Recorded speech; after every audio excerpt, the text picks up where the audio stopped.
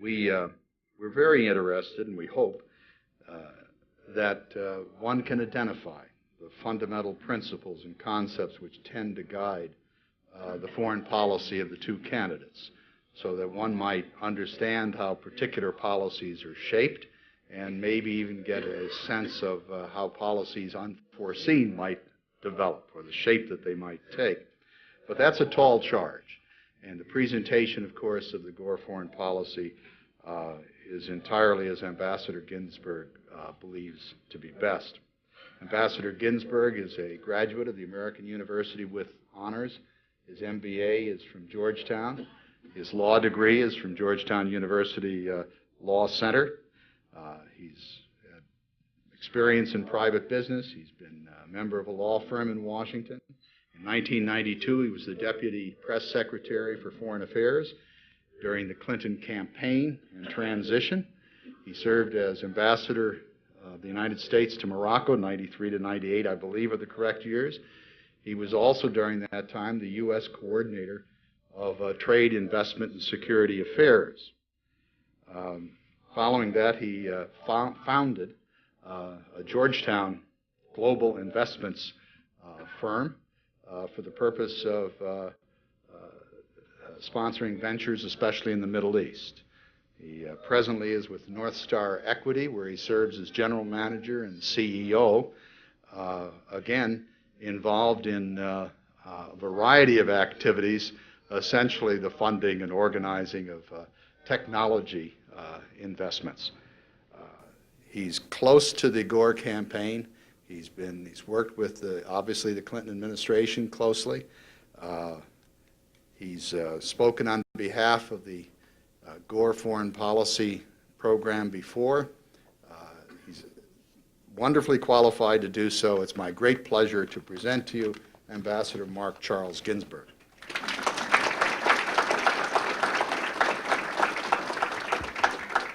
Well, thank you and good evening. I appreciate the invitation, and I thank the Board of Directors, and I appreciate your kindness, and I appreciate the punctuality in which I have to operate, given the fact that, and I'm taking my watch off, I'm going to put it here and watch carefully, because when we received the kind invitation to the campaign to speak tonight, I said fine, and then I realized as we got close to the debate that tonight all of a sudden is debate night. And as the senior foreign policy coordinator for the campaign, I was supposed to be at Wake Forest University tonight. But being home in Baltimore was more important, I assure you. And I'm going to head down, unfortunately, back down the highway quickly to Washington, where I will be helping to coordinate what we call our debate rebuttal operation on foreign policy with the press corps. And so I appreciate your kindness, and I hope that I'll have your indulgence as well, so that I can leave you and you can leave me to go back to the debate. You know, I am honored to be back here. This is, after all, my home state. I live in that part of Maryland known as the Washington suburbs, but I assure you that I very much consider myself a Marylander. I've known and worked with Al Gore for 13 years. First as his 1988 campaign manager here in Maryland, then as the foreign policy advisor in his presidential campaign that year. I ran and helped coordinate President Clinton's campaign here in Maryland in 1992. He and I go back 22 years. I happen to have married a wonderfully beautiful woman from Arkansas who is a former Miss Arkansas. And so the President and Hillary and I go back a long ways, and Vice President and I go back a long ways, and even more fortuitously, Joe Lieberman and I go back even longer, because we've known each other for almost 30 years. So, how did I arrive at supporting his candidacy? I did so because I believe that he will bring to the presidency a steady, knowledgeable hand as Commander-in-Chief and as a foreign policy innovator. From his early years as a congressman to his service as a member of the National Security Council, Al Gore has shown leadership and vision on an array of international foreign policy issues important to the American people. He has stood for American values by supporting the Gulf War, breaking with the majority in his own party, along with Joe Lieberman, to do so. He resolutely supported military intervention to stop the ethnic cleansing in Bosnia and Kosovo by promoting democracy, human rights, and the rule of law. He is, ladies and gentlemen, by any objective, and by any objective assessment by the national media, one of our nation's foremost leaders in foreign policy and in the hard areas that matter to American security, that is arms control. It is a record that any American who believes that the U.S. must play a role as a global leader can be proud of. My friends, history teaches us, particularly in the 20th century, that we cannot afford to be complacent, that we cannot abdicate world leadership to others, and that our strength and our security cannot be taken for granted. That is why Al Gore believes that the U.S. must remain fully engaged in the world as a leader. Again, history teaches us that when we withdraw, when we allow our strength to weaken, we ultimately pay a heavy price. In a major speech on foreign policy in Boston earlier in the campaign, the Vice President told America that we live in a new global age. He said it is an age where our destiny and the destiny of billions of people around the world are increasingly interconnected. He said that we need a new security agenda for this global age that is based on what he calls forward engagement. Now, forward engagement is not one of those abstract campaign slogans. Rather, it is a strategic vision which would compel us to innovatively marshal our diplomatic, multilateral, and transformed military resources to address problems early in their development before they become crises. Al Gore understands that we must maintain the best trained, the best equipped, and most dominant military in the world in order to accomplish forward engagement. And he has worked every way and every day to keep our military strong. Forward engagement will require us to work hard to maintain our strong alliances so that others will share the burden of leadership with us. It will require us to be a force for peace and democracy in places like Northern Ireland, the former Yugoslavia, the Middle East, and in Korea. And may I point out that just today, the #2 leader of North Korea was sitting in the White House talking for the first time with the President of the United States because of the diligent, effective diplomacy of the Clinton-Gore administration. Now, none of us have any illusions about what those discussions may mean and what the North Korean regime is all about. But it's the hard-slogging work of the Clinton-Gore administration that has accomplished some of these objectives.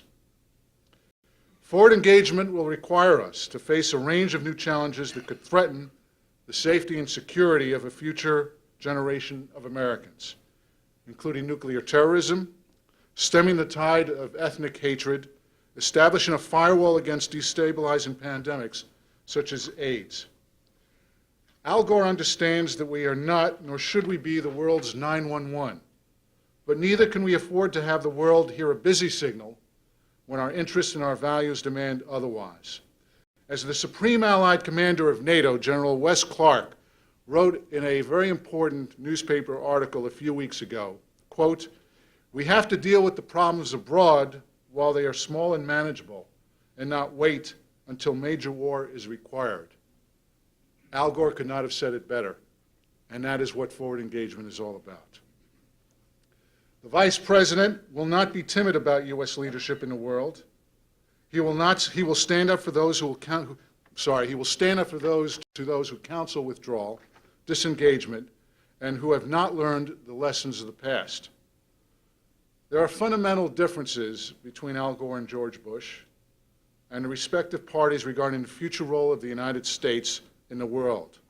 And the American people deserve to know more about those differences, and many of them, I suspect, and those who are watching the debate tonight will hear some of those differences. But let me give you a sort of a non-objective prelude to what these differences are all about.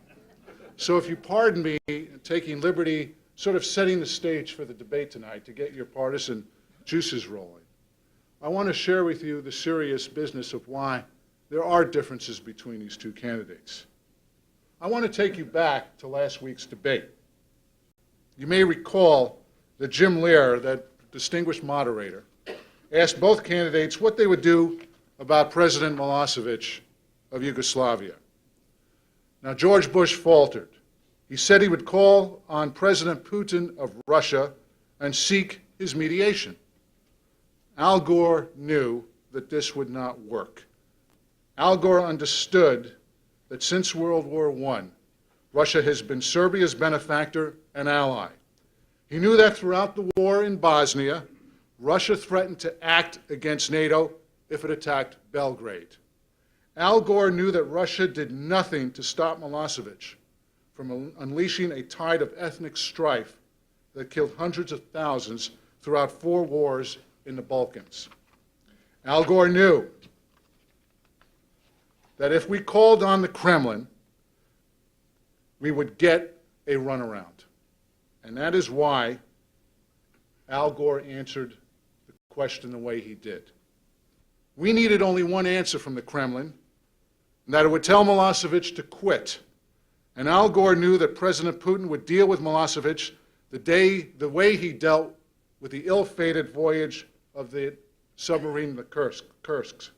He would delay, he would procrastinate, and he would evade. And so this is why George Bush was wrong last week and why Al Gore was right. Al Gore had the hands-on experience to know what to expect from the Kremlin. And what George Bush was trying to do was to remember what to say from a cue card one of his advisors may have handed him during debate preparation. Now, throughout his campaign, Governor Bush has asserted that he is an internationalist. He said he's going to bring to America a distinct internationalism.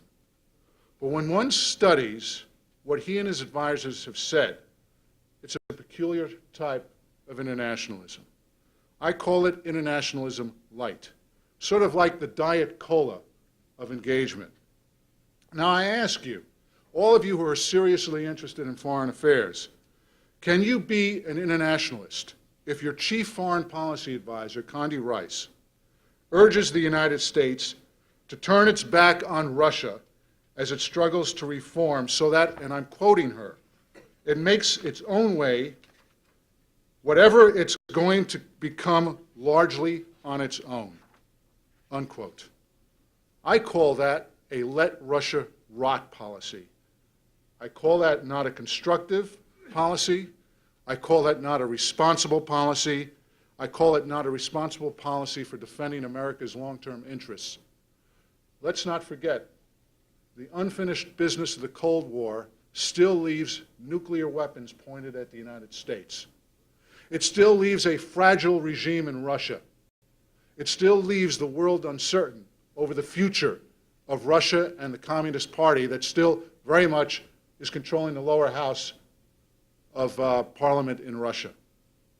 We cannot turn our backs on Russia as the Republicans and George Bush and his senior foreign policy advisors counsel. Now, can you be an internationalist, I ask you, if your vice presidential candidate announces that under a Bush-Cheney administration, the United States will review all our engagements abroad, the Middle East, Korea, the Balkans, Persian Gulf, and that with the objective of this assessment is to end our involvement in Bosnia and Kosovo? I think not. Now, can you claim also to be an internationalist when you're prepared to break with your most important European allies over the 2 major foreign policy issues which they consider important in our alliance? The Comprehensive Test Ban Treaty, which George Bush has rejected and which every European country has endorsed, and an irresponsible, budget surplus busting, Star Wars type national missile defense system, which is going to destabilize our multilateral relationship and arms control. I think not. I don't think you can be an internationalist and have that policy. Just a day ago, many of you may have read this, New York Times columnist Tom Friedman, who writes extensively on foreign affairs, and a man who, by the way, curses both parties if he feels it's necessary, wrote, I quote, "Mr. Bush believes that by simply mentioning the name Colin Powell, on foreign policy, he has a foreign policy. Continuing his quote, "The fact is the Republican Party has lived off of what they perceive to be Clinton gaffes and a kind of drive-by foreign policy in which Republicans drive by the White House, shout some insult at the Clinton-Gore team, and then drive on," unquote. Now, please don't misunderstand me. I think the governor has surrounded himself with very talented and respected advisors. Indeed, they are very talented and have written extensively on foreign affairs. It's just that their talents are suited for the 20th century and not for the 21st century. They are fixated on the Cold War and the past glories of the Gulf War. They are mired in talk about competitors and allies, and they only know a bipolar world, not the global age that we and our next generation of Americans will face. They are focused on a scary, sometimes hysterical allegation that the military has fallen apart at the seams. They appear to want a military that is better prepared to do nothing and better funded to go nowhere.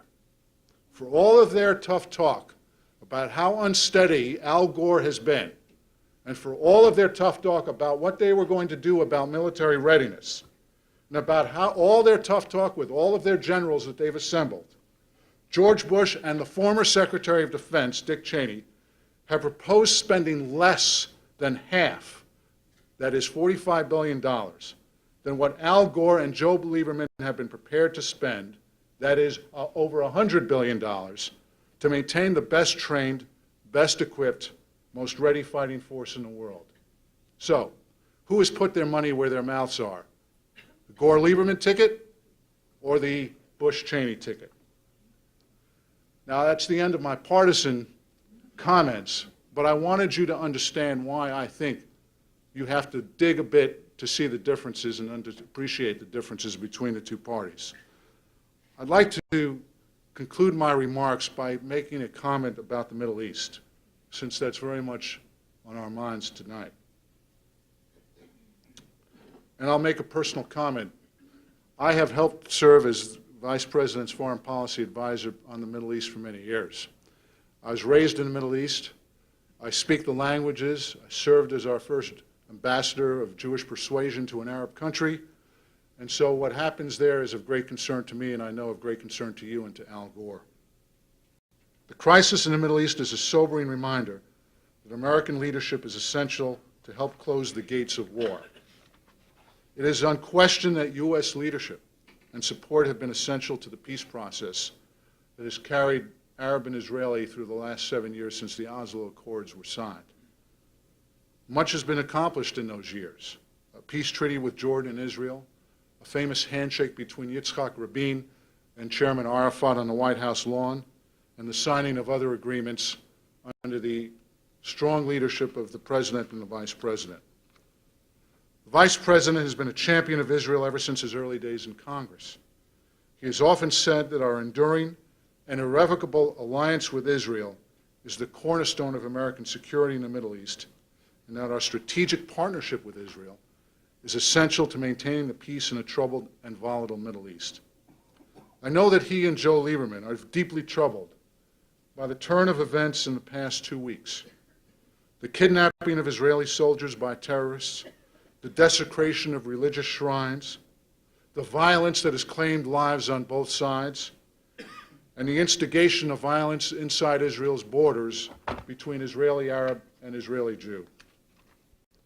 The Vice President and his team believe that Prime Minister Marc has shown exceptional personal courage at the bargaining table and commendable restraint during the crisis by going the extra mile to give peace a chance.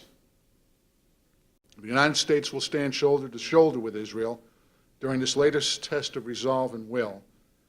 Al Gore will do no less. It is time once again to stand by our ally Israel, because this is a crisis that reaches to the heart of our efforts in the Middle East to bring peace to that troubled region. All of us want to believe that the Palestinian people too want peace. But they must know that their own hopes and the dreams that they seek are imperiled by this violence. It is up to them and to their leadership to stop the violence immediately. We in the United States expect a 100% effort by Chairman Arafat. He will not achieve by a thrown stone or a gun barrel what he failed to negotiate at the bargaining table. And if we do not see a sustained commitment from the Palestinians to end the violence and a willingness to show the same courage that Prime Minister Barak has shown at the negotiating table, the Palestinians risk losing the support of the American people. All of us hope and pray that the day will soon come that Israel and the Palestinians will find a true peace. Until then, I know that you join all of us in the campaign in doing what we can to help end the violence and to help restore a sense of normalcy to the region so that the peace process can resume. I thank you for this opportunity to speak, and I appreciate the opportunity to be here, and I look forward to whatever time I have to answering your questions.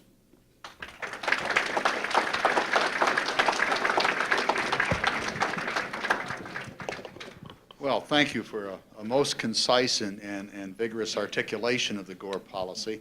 The floor is open for questions. Sir, you're first. I'd like. The question, I believe, is, would you please comment upon the contrast between 242, which seems to imply the full return of territory, conquered territory, versus the partial return, which has been proposed by Mr. Barak, coupled with the continuance of a large number of the settlements on the West Bank, which technically are in violation of international law. Would you comment on that tension between those two things? I'll leave out the disgraceful part. Okay. Don't leave it out. Explain it. One of the most delicate requirements in talking about the Middle East is to have the facts under control and to know exactly what party is prepared to do what and what party has been not prepared to do something. As you well know, any negotiation requires both parties to be able to make the concessions necessary to bring about a peace. Last night I sat with the special U.S. Middle East negotiator, Dennis Ross, at a private dinner. And while the dinner was off the record, he did make some very important comments which I think will put your question into its proper context.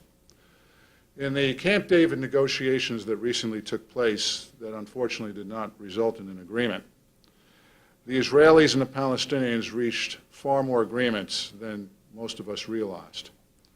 And indeed, not only did the Israelis make unprecedented concessions on issues such as Jerusalem, but the Prime Minister tabled a commitment to withdraw further than Prime Minister Rabin had been prepared to do, that is to withdraw from 92% of the West Bank. Now, no Israeli government has committed, with all due respect, to going back to 242. That's precisely what was stated in the. Well, we'll happen to agree to disagree, but the facts I know are otherwise. And the commitment by the Israeli government to make that concession was deemed acceptable to the Palestinians at the time. Now, does that legitimate the settlements on the West Bank? The answer is no. And the continued settlements on the West Bank have been an irritant to the peace process. The United States, and I'm not speaking for the U.S. government here, but I'm only saying to you that I know the United States government has on more than not expressed concerns over these settlements, and that they have been a major part of the problem in the negotiation between the parties. I think that enough fingers can be pointed at both parties with respect to what negotiations should have yielded and what they failed to yield, and so I'll leave it at that. The question is, would the Gore administration be able to lead the Congress toward a substantial support for the new government in Serbia, financial support? I think it's a very timely and excellent question given the circumstances, the pleasant circumstances that we can all point to. George Bush and his advisors have been highly critical of Al Gore's support for our engagement in the Balkans. And by any objective measure, the fall of Milosevic and our support for the democratization of that country has proven that if we have stayed the course, we could prevail. And so I suspect we'll see a diminution of their criticism given the fact that Milosevic has been democratically overthrown, which is a remarkable achievement when you stop and think about the violence that he's unleashed on hundreds of thousands of innocent people in the Balkans. Mr. Kostunica is a very interesting man, constitutional lawyer, a man who had a velvet glove, so to speak, in his revolution. And he's a nationalist. He's a Serbian nationalist. He is not necessarily a close friend of the United States, but I'm certainly pleased that the President called him to commend his election. And I know that the United States committed to the Yugoslavian people that as soon as Milosevic was gone, the United States would lift sanctions, and that we would begin doing what we could to help rebuild the economy of the country. It's been hard for, I think, all of us to wonder why the Serbian people have acted the way they've done towards their neighbors. But, and the damage has been done, and war crimes have been committed, and the Hague Tribunal has to fulfill its charter and its commitments to those who were victimized by Milosevic and by those in his regime. And he is a war criminal.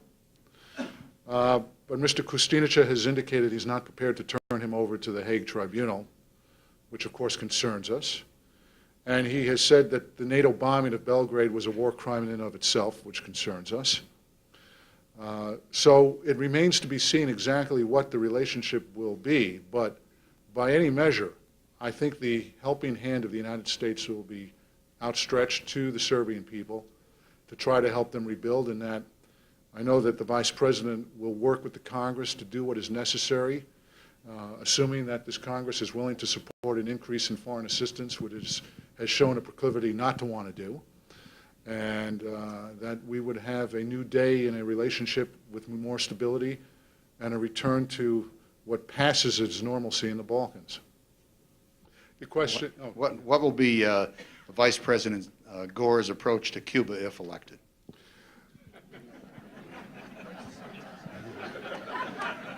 I'll change the if to the when. Interesting, it's a very timely question because I don't know if you've read the newspapers that the Congress has voted legislation to lift the sanctions against Cuba for the purposes of providing humanitarian medical assistance and food. And this is, by the way, sponsored by a bipartisan effort in the Congress, which the Vice President has supported. But at the same time, Al Gore has said throughout the campaign that he regrettably continues favoring the imposition of sanctions on Cuba, and I'll tell you why. He has believed that Fidel Castro has shown no inclination, notwithstanding its proximity to the U.S., notwithstanding the exchanges of families that have occurred. He has shown no proclivity for democratizing his regime. He has shown no instinct to eradicate the violations of civil rights and human rights that occur in Cuba. He flagrantly shot down innocent Americans who were demonstrating over the free waters of the Straits of Florida a few years ago, you may recall. And so the Vice President continues to believe that until the Cuban leader evidences a willingness to begin changing the regime and liberalizing his regime, he reluctantly believes that we have no alternative but to continue the imposition of sanctions on the regime. Would you care to comment on Vice President Gore's assessment of Mr. Arafat as a peace partner, given the historical facts? One of the hardest decisions that the Israeli people have had to make was to do business with a terrorist. And we have had to do the same as regimes have changed and people who have been, shall we say, on the wrong side of history have suddenly had to turn to try to be on the right side of history. When the Israeli government made its decision to treat the Palestinian Authority as a peace partner, the United States decided and determined that it was in the best interest for us, if the Israelis and the Arabs and the Palestinians wished us to play the role of honest broker. And throughout these years, since the disengagement agreements in the 70s, through the Madrid Conference that was put together by then-father President George Bush, through the handshake between Yitzhak Rabin and Yasser Arafat on the White House lawn in 1993, through the negotiations between succeeding Israeli prime ministers, we have determined that it is in the best interests of both parties that we play the role of honest broker. And so, while none of us have forgotten, and indeed recent events only remind us once again of the type of people that are sitting on the other side of the table from each other, that it is important for us to look to the future and not to the past. And that if the Palestinian people deserve peace, it's not because of our relationship with them, it's because the Israeli people have determined that they will negotiate with them. And so that's our responsibility as a government, and that's the responsibility of a president. Would you present Mr. Gore's position on India today? Your comment, it's interesting how often I hear your comment echoed by your brethren from India and from people who are interested in India, that they feel that the world's largest democracy somehow is ignored in the day-to-day press give and take that we see on foreign policy in our newspapers and in our media. One of the great achievements of this administration has been the breakthrough in relationship that occurred when President Clinton traveled to India. And during that remarkable trip, a new era, a new dawn in a relationship between the two countries occurred. And as many of you saw the President's trip to India and the welcome that he received from the Indian people, it manifested essentially a new partnership that both the President and Prime Minister Vajpayee announced they would pursue objectively through succeeding administrations. And Prime Minister Vajpayee was just here in Washington a few weeks ago. And I know the President and the Vice President saw him. The Vice President welcomed him and continued their very intense discussions about how to improve and how to, in effect, increase across the board the bilateral relationship that is evolving. Many Americans tend to forget and maybe don't even know that India is one of the great sources of technology, education in the area of software exports around the world, and that many of the great engineers in the United States are Indian immigrants who are running the machines of the high technology sector in Silicon Valley, and here in Baltimore and in Northern Virginia and throughout the country.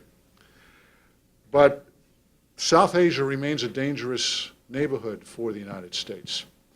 As you well know, and as many of you know, the tensions between India and Pakistan over Kashmir, their enmity, and the wars that have ravaged each country since the declaration of independence by India in 1948 are a source of concern, particularly because both countries have nuclear arms. Both countries have tested those nuclear arms. And the United States has been doing everything we can to try to encourage both parties to reduce their tensions. We have offered to serve as an honest broker in helping to mediate the Kashmir dispute. The Kashmir dispute has pitted Indian against Pakistani for generations.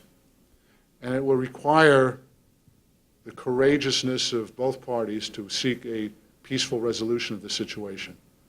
I hope that and I know the Vice President feels this way, we hope that the Indian government will accept the generous and welcome offer, I'm sure, of the United States to lend a helping hand to find a way to reduce the tensions, and that I look forward to even more exchanges between the two countries, And I know that more and more Americans are going to be proud of this relationship that is evolving. Two questions, I think. The first was, why not apply the rationale for doing business with China in spite of human rights violations to Cuba? Why not apply the same rationale? Question number one. And question number two was, if China were to continue human rights violations and perhaps even violate the WTO rules, what would we do in that case? Well, it's a very it's a question that I think everyone who has been involved in this issue is agonized over. And you point out a legitimate conflict between the policies. Let me try to explain to you what the Vice President's rationale is. I've already given his position on Cuba, so I won't repeat myself. But with respect to China, it is his view that it is our long-term objective to engage China, that the liberalization that is taking place in the next generation of Chinese is opening up China to a new era of information that it otherwise had choked off and closed off in recent years. That we see, notwithstanding the government's crackdown on religious sects and its continued oppression, we do see evidence of a change that is occurring in China, particularly as a result of economic liberalization. And because of that, and because of the importance that American business attaches to trade with China, which cannot be underestimated given the importance of prosperity at home and the importance of jobs abroad and jobs at home to Americans, the President was willing to take the chance, along with, by the way, the Republican Party. And so this was a bipartisan initiative to pass the permanent and normal trade relationship with China.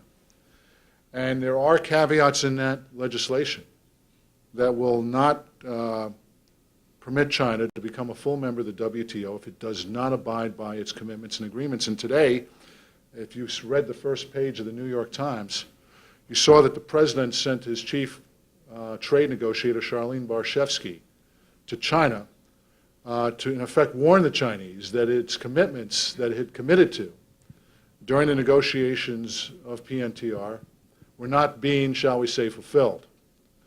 And there's nothing that compels the United States to proceed with the enactment of this legislation if China does not live up to its side of the agreement. And so we're watching the situation carefully. But we see enough evidence to have justified this investment in our future relationship with China in order to justify this move as compared to a move of opening up trade with Cuba, where we've seen no evidence whatsoever of the regime permitting the type of economic liberalization that we feel will help bring about a change in the politics and civil society within that country. Mr. Gore's relationship with the, or views of our relationship with the UN. And one of the great wars that go on in Washington, and you're not too far from it, I'm sure, and you care enough about it, is the failure on the part of the Republican Party to fund the United States arrearages for the United Nations.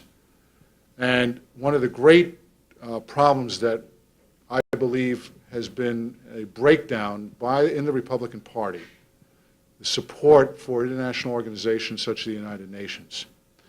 Very parochial members of Congress have held hostage these dues for very parochial political reasons. Now, it's true that the United Nations needed to be reformed. And indeed, one of the conditions that was negotiated by now U.S. Ambassador to the United Nations, Richard Holbrooke, when the Congress reluctantly agreed to, in effect, permit part of the dues to be paid, was that these reforms would continue, and that United States obligations to the United Nations would be proportionate to its size and gross national product. Al Gore has strongly believed that while the United States cannot vest its security and its peace in the United Nations, 50 years has shown us that the United Nations plays an essential role in in international peace. And while it may not be the best organization, and while it may have spent money inappropriately, and while it at times is seen weak, it really is, if anything, an organization of its membership, and reflects the membership, an unwieldy membership in the General Assembly and the Security Council. But the Vice President believes the United Nations plays an essential role in forward engagement. And that is why he traveled to the United Nations in January and was the first Vice President of the United States to address the Security Council. And during that address, he spoke about the new threats that we face globally around the world, particularly in Africa. And he talked about the importance of the United States and the United Nations playing a role to restore civil society and some semblance of order to a continent that has been racked by civil war from north to south. And he talked about the instability in the continent and the potential threat that it may pose to another generation of Americans because of the spread of AIDS, and the importance that we must attach to helping the Africans combat AIDS as a way of reducing that threat to our next generation of Americans in the years to come. What we have to do, and what the Vice President wants to do if elected President, and I said if, is that we must convince the Congress that it has to fulfill our commitments to the United Nations, that we have important obligations, and that without our leadership, the United Nations will not achieve what we intended it when that charter was signed 50 years ago.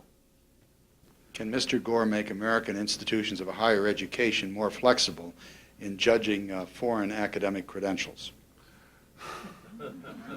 I have to admit I'm stumped because I understand the immigration laws. As a former ambassador, I've had to work with them. How U.S. institutions give credit and recognize the academic achievements in foreign institutions is very much a parochial matter and is not in the immigration laws. And there's no, as far as I understand it, there's no standard imposed by the federal government that determines exactly whether or not the University of A in country B should be given greater recognition than University C in country D. This is very much, I believe, and I may be wrong, a matter for each institution of higher learning. But if I'll give you my card, and I will try to get you the right answer. Okay? What is the seminal source of the charge that Vice President Gore exaggerates? Well, this is not a foreign policy question, as you. Well, but you know, look. You're all going to watch the debate tonight, and I don't want to make fun of what essentially is a matter that concerns Americans, many Americans. And I want to tell you a little bit about what I think of Al Gore, and perhaps maybe that'll allay some of your concerns. You know, in this very competitive race where the polls are so close, the media and each side sees on the smallest problem or mistake committed by either side. We're just as guilty of that as the Republicans are. And we certainly have been quick to point out the inadequacies of George Bush whenever we've had the opportunity to do so. You know, the other day in the debate where the Vice President was quick to respond that in connection with the question from Jim Lear was what would you do in a crisis, and George Bush talked about how he worked on fires in Texas, and Al Gore responded that he too had gone to the fires in Texas and had accompanied the head of the Federal Emergency Management Agency, Mr. DeWitt. Now, what the factual error there was that it wasn't Mr. DeWitt who the Vice President was with, it was his deputy, but that the Vice President had been with Mr. DeWitt almost 17 times over the years, traveling with him to U.S. disasters. Indeed, if I may digress for a second, when I was in Morocco and the vice president came to visit, it was my biggest day in my career as a young ambassador. The Air Force 2 came into Marrakesh for the Uruguay round that was being negotiated in Marrakesh. And the Crown Prince of Morocco was there, and the princess was there, and the bands were ready to play, and I was all excited, and we were all, just waiting for the vice president to come off the plane, and out opens the door, and the bands start playing, and there's no Al Gore, okay? And, I began realizing that Al Gore is human, and he makes mistakes, and what happened is that for 10 minutes we waited for him to come down the stairs, and he didn't come. It's because he had spent the entire night up and had been busy taking a shower when the plane landed, because he had spent the entire time at the earthquake that had occurred that year in Southern California. Had been with Mr. DeWitt and was on his way flying from California all the way to Morocco in order to be with us. He's a very caring and decent guy, and if he has been prone to exaggeration, I think it's because he truly wants to believe at times that he has done his best. And perhaps maybe he doesn't do his best when will make the mistake between differentiating between Mr. DeWitt and his deputy on a plane. But let me ask you a question with all sincerity.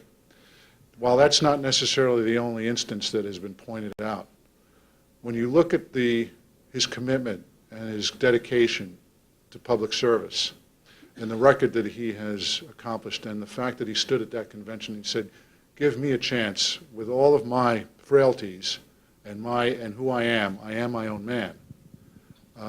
Al Gore recognizes, I think, at times that he needs to convince the public that he understands their concerns, and I hope tonight he will allay your concerns and doubts.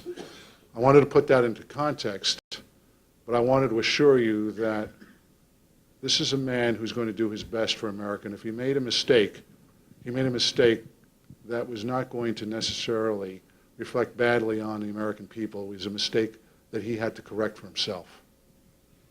The question is, why doesn't Mr. Gore get as detailed about questions like military unpreparedness, which was the theme, as does Mr. Bush? Well, when Mr. Bush first started this long discourse about military readiness, he got up and he gave a speech, and he said, our military is not ready. There's 2 divisions of the United States that are not ready. And his own advisors were forced to admit on television a couple of days later that the governor was wrong, that the 2 divisions that he spoke about were wrong, that were not ready were wrong. And that set the stage for what essentially has been a lot of hype and hysteria on the part of the Republican Party about the state of our military readiness. And the Republican Secretary of Defense, I'm talking about not Dick Cheney, I'm talking about Cohen, has testified and stated that the United States has the best equipped, best ready, most capable military force in the history of the world. And at a testimony by the chairman of the Joint Chiefs 2 weeks ago before the Armed Services Committee, General Shelton indicated the same thing. So, where does the truth really lie?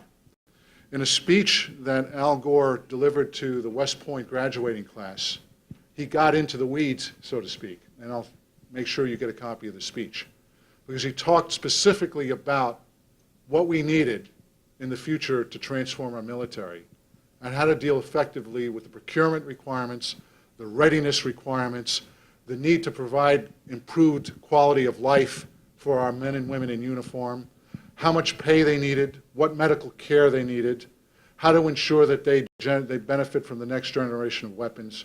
These were issues that he addressed in this speech. Now, with all due respect to the former Secretary of Defense, Mr. Cheney, this has been his preoccupation and life experience, and that is to talk about these issues on a regular and daily basis.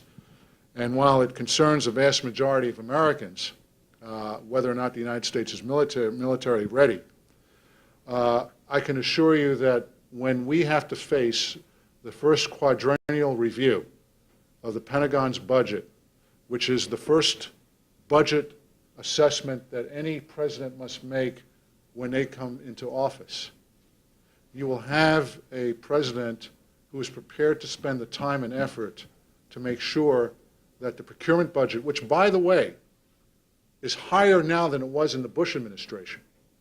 And by the way, the Clinton-Gore administration, with the support of Congress, voted in the highest increase in defense spending since the Reagan administration.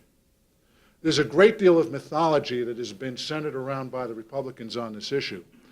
But when you get down to the facts are the following.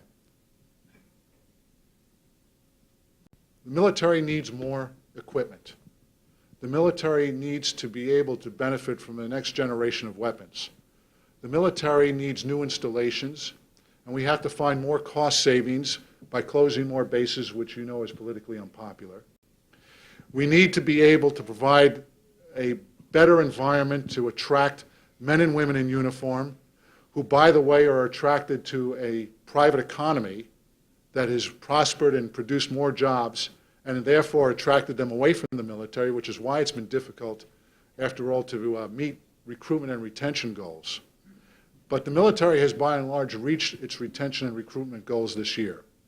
There are elements in our military that suffer from a lack of spare parts because of our deployments.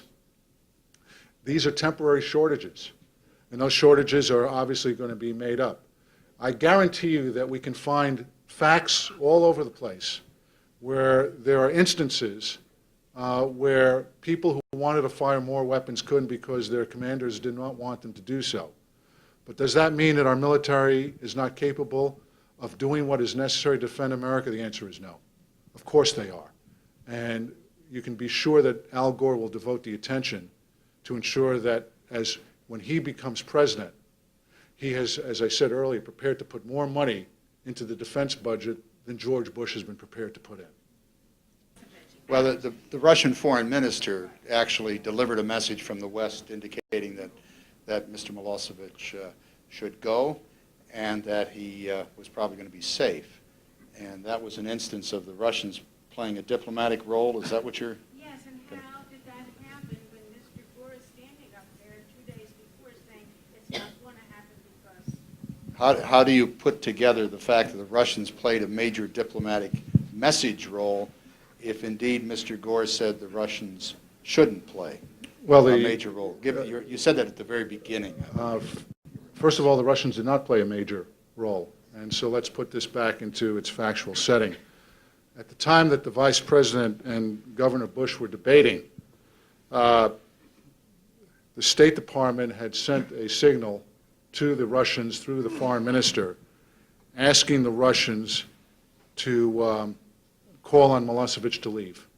And the Russians refused to deliver that message. And so the fact of the debate and the issue in the debate was whether or not whether or not the Vice President knew that the administration was doing this, but whether or not the administration was going to be able to succeed in having the Russians do what we wanted them to do, which is to tell Milosevic he had to go. And the difference between the Vice President, as I said earlier, and the Governor, is the Governor failed to recognize that when the Russians involved themselves with Milosevic, they were going to coddle and shield him from the worst that the West was prepared to present to him. That has been our experience, and the Governor did not appreciate the significance and the distinction, which is why we felt, and why the Vice President felt at the time, that based on what he had been informed, the Russians were not prepared to play any constructive role in convincing Milosevic to leave. Now, when the handwriting several days later was written on the wall about his fate, the Russians ultimately, and I'm sure reluctantly, concluded that they could not support Milosevic in the face of overwhelming opposition from the Serbian people. But at the time when the initial foreign policy efforts were being made, it was not clear, you may recall, before the weekend, it was not clear at all what was going to happen. And it was only as a result of those demonstrations that occurred Thursday, Friday, and at the mine, the major mine in Serbia, where Milosevic tried to break the strike and failed to do so, that Milosevic's fate was written on the wall, the handwriting was written on the wall. That is why, I want to make sure you understand, that is why the Vice President criticized the governor's approach to Russia at that point. It was inappropriate, and it was not going to result in the result. It would not result in the desired result that we wanted to achieve. Yielding to our local tyrant time, we will have to end the session, but we're deeply appreciative of your time, Ambassador Ginsberg. I think you've done a wonderful job for us. Thank you.